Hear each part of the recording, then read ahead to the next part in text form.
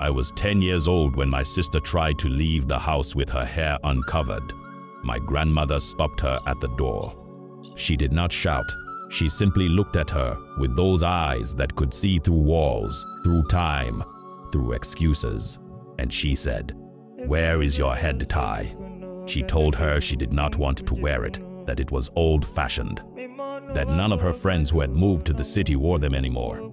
She pulled her aside, sat her down, and said something I will never forget. "Your hair is your crown, and a crown is not to be displayed carelessly. It is to be protected, honored, covered when necessary. When you cover your hair, you are not hiding. You are declaring that what is sacred should not be exposed to every wandering eye." In traditional African culture, women covered their hair, not because hair was shameful, but because it was powerful, sacred, personal. And our elders understood that what is most precious should be protected, not paraded. Come closer. Let me tell you why.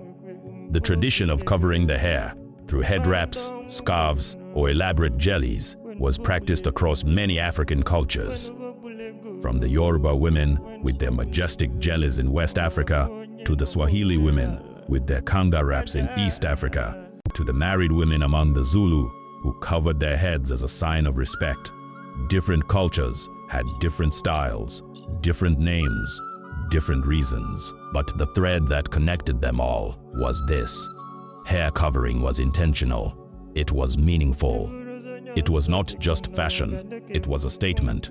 In traditional African societies, a woman's hair was considered intimate, powerful, connected to her identity and her femininity. It was something she controlled, and by choosing when and how to cover it, she declared her status, her maturity, her respect for tradition. Young girls often went bareheaded, but when a girl became a woman, through marriage, through motherhood, through initiation, she began to cover her hair. This marked her transition. It said to the community, "I am no longer a child. I carry responsibilities now. I understand the weight of womanhood." Our elders knew that symbols matter, and what you put on your head or what you choose to cover speaks before you ever open your mouth. Now let me tell you why African women covered their hair. There are 3 reasons woven together like the fabric of the head wrap itself: spiritual, cultural, and practical. First, the spiritual reason. In many African spiritual traditions, the head is considered sacred. It is the seat of wisdom, the connection point to the divine, the place where spiritual energy enters and leaves the body. Our elders taught that hair, growing from the crown of the head, carries spiritual power. It can attract energies, both good and bad. It can be used in rituals, for blessing, or for harm.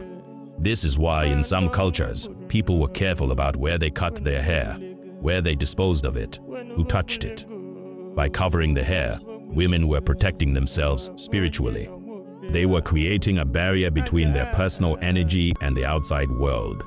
They were saying, "My spiritual essence is mine to God." Not everyone deserves access to it. This was especially important for married women. The head covering symbolized that she was spiritually bound to her husband, to her family. Her energy was no longer freely available. She had made a commitment, and the covering declared it. In some traditions, women would only uncover their hair in private, in sacred spaces, or before their husbands. The uncovering itself became an intimate act, reserved for specific moments, specific people. Second, the cultural reason. Beyond the spiritual, hair covering also served a cultural purpose. It communicated social status, life stage, and respect. In many African societies, a woman's head covering told you immediately, is she married or unmarried? Is she a mother? Is she in mourning? Is she of a certain age or status? Among the Yoruba, the size and style of a woman's gele could indicate her importance at an event.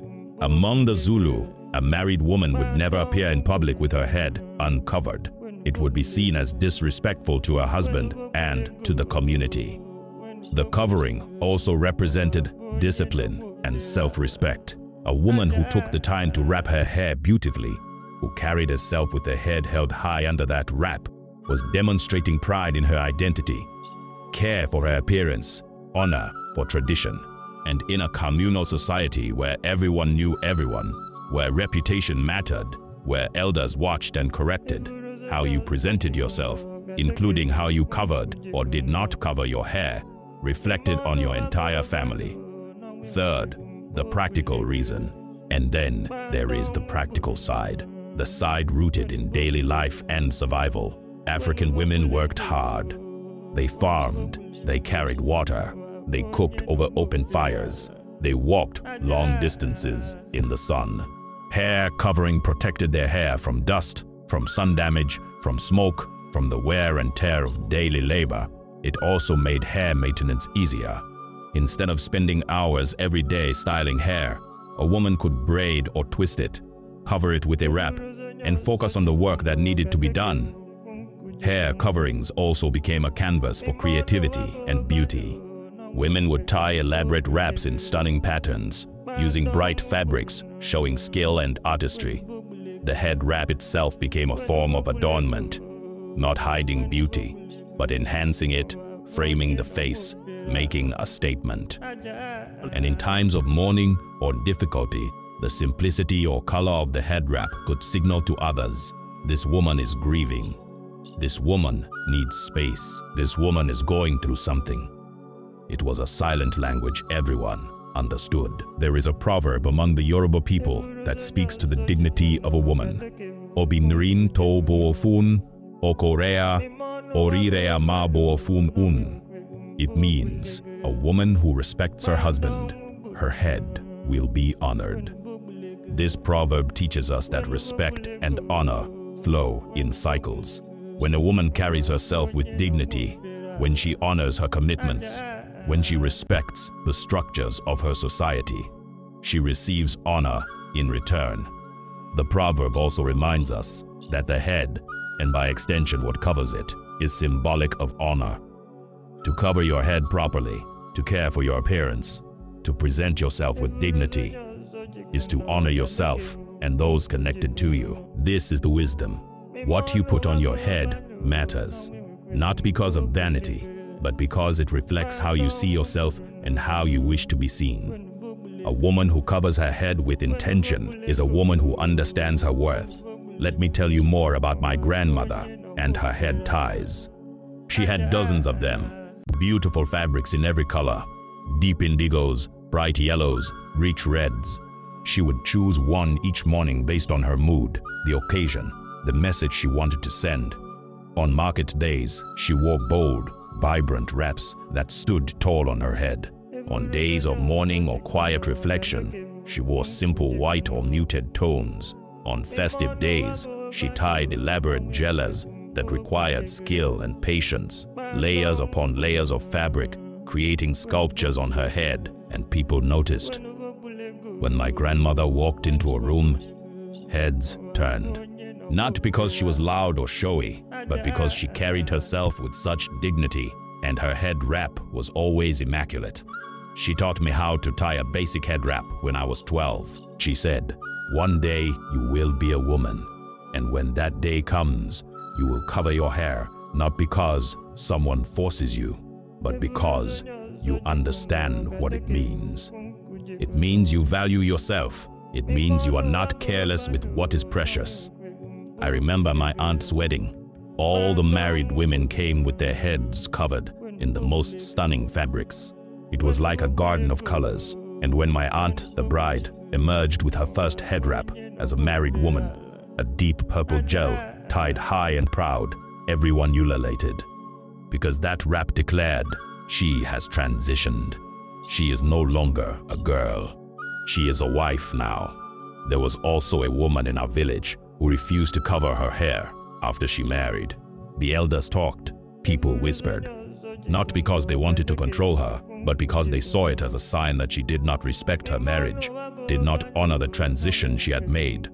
Eventually, her own mother sat her down and explained, "It is not about the cloth on your head. It is about what the cloth represents. When you refuse to cover your hair, You are telling the community that you do not recognize your new responsibilities, that you still see yourself as a girl, not a woman. She understood, and from that day, she covered her hair, not out of shame, but out of understanding. Today, the tradition of covering hair has evolved. Many African women still wear head wraps, but now it is often a choice rooted in cultural pride, in fashion, in personal preference. The spiritual and social obligations have softened. A woman is not necessarily judged for leaving her hair uncovered, and there is freedom in that. Women should not be forced to cover their hair if they do not wish to. Tradition should guide, not imprison. But here is what I want you to consider. In gaining the freedom to uncover, have we also lost an understanding of why we covered in the first place? Today, many African women are reclaiming the head wrap. Not because they are forced to, but because they are proud of it. They see it as a symbol of African identity, of beauty, of heritage. They wear it to work, to weddings, to celebrations. They tie elaborate styles and share them on social media, and that is beautiful. Because now, the head wrap is a choice. It is not about obedience. It is about connection. It is about saying, I honor where I come from. I carry my culture with pride. But I also see young women who have never been taught the deeper meanings, who wear head wraps because they look nice, but do not know the spiritual significance, the cultural history, the messages their grandmothers' wraps carried. And I wonder, can we hold on to both? Can we enjoy the beauty while also respecting the depth? Can we wear the wrap as fashion and also as a sacred symbol?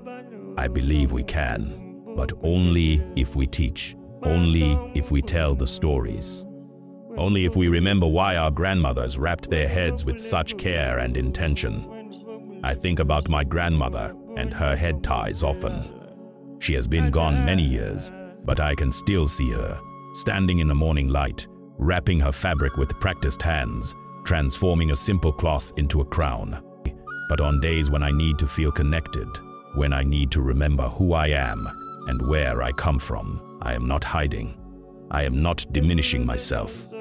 I am honoring something ancient, something powerful, something that connects me to every woman in my lineage who stood before a mirror or a still pool of water and wrapped her hair with intention. Because that is what traditions do. They connect us. They remind us that we are not the first, and we will not be the last. That the choices we make today echo choices made generations ago, and that there is power in continuity, in remembering, in honoring what came before. So now I ask you, do you cover your hair? Do you know why your grandmother covered hers? What did her head wraps mean to her? And here is my second question. If you do not cover your hair, would you consider doing so now, knowing the deeper meanings behind this tradition? Tell me your story. Tell me your culture. Tell me about the head wraps in your family, the colors, the styles, the meanings. And if this story gave you a new understanding of why African women covered their hair, if it made you see the head wrap not as oppression, but as honor, then stay with us. Follow Roots of Africa, where we uncover the true meanings behind our traditions, where we honor the wisdom of our grandmothers, and where we remember that what we wear on our heads reflects what we carry in our hearts. May you always carry your head high. May you honor what is sacred.